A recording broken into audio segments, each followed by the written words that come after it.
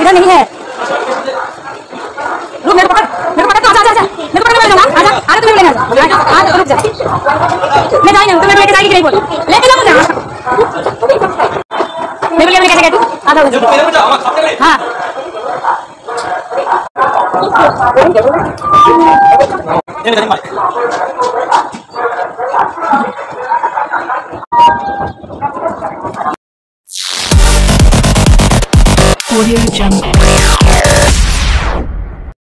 Hello my all sweet friends केमन आছো তোমরা आशा करी सबाई खूब ভালো আছো আর আমিও ভালো আছি বিছনা কাকলি ব্লগসে তোমাদের অনেক স্বাগত।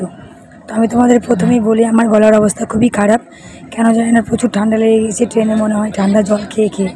তো আমি তোমাদেরকে আগেই সরি বলে দিচ্ছি, কারণ আমি পুরো ভিডিওতে ভয়েস কভার করতে পারবো না। তো তোমরা ভিডিওটা একটু কষ্ট করে দেখে নাও প্লিজ। আমি মিউজিক লাগিয়ে দিয়েছি, কপি কপিরাইট ফ্রি ইউটিউবের মিউজিক লাগিয়ে দিচ্ছি, তোমরা একটু কষ্ট করে দেখে নাও প্লিজ। আর চ্যানেলে কেউ নতুন থাকলে চ্যানেলটাকে অবশ্যই সাবস্ক্রাইব করে পাশে থেকো, আর ভিডিওকে স্কিপ করো না, কন্টিনিউ করতে থাকো, ঠিক আছে? বুঝতে পারছি আমার গলার ভলিউম শুনে খুবই কষ্ট হচ্ছে কথা বলতে।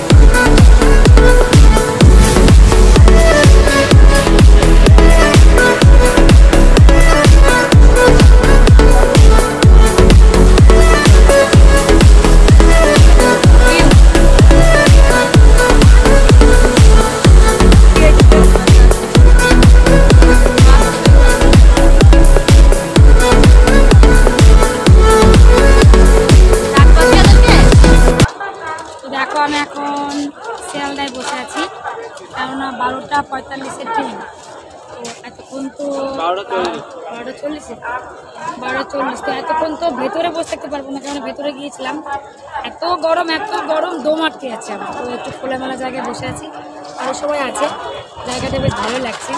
তো এখন যাবো খেতে, আমার মেয়ে পেয়ারা খাচ্ছে বসে বসে, দেখা পেয়ারা। আর আমার বাবুও বসে আছে, বাবুকে খেতে দেবো, খাওয়ার জন্য বসে আছে। গরমে দেখো কি ড্রেস পরে রেখেছে। আর আমাদের শিয়ালদা স্টেশনটা একটু দেখে নাও। শিয়ালদা কারা কারা চেনো তারা নিশ্চয়ই বুঝতে পারবো, যারা চেনো না তারা দেখে নাও। এই যে বাংলা, হিন্দি, ইংরেজি সবেতেই লেখা আছে, এটা হচ্ছে শিয়ালদা স্টেশন। এর বাইরে বসে আছি, সুন্দর হাওয়া দিচ্ছে। আর আমার অবস্থাটা দেখো, 3 দিনের সফর, বুঝতে পারছো, চুলটা একদম চিড়িয়াকে ঘষলে হবে। আরে হিন্দি বলছি, যাই হোক, এক চোখ দেখালাম তোমাদের, যারা চোখে খুব পড়েছে, 2 চোখ দেখাই।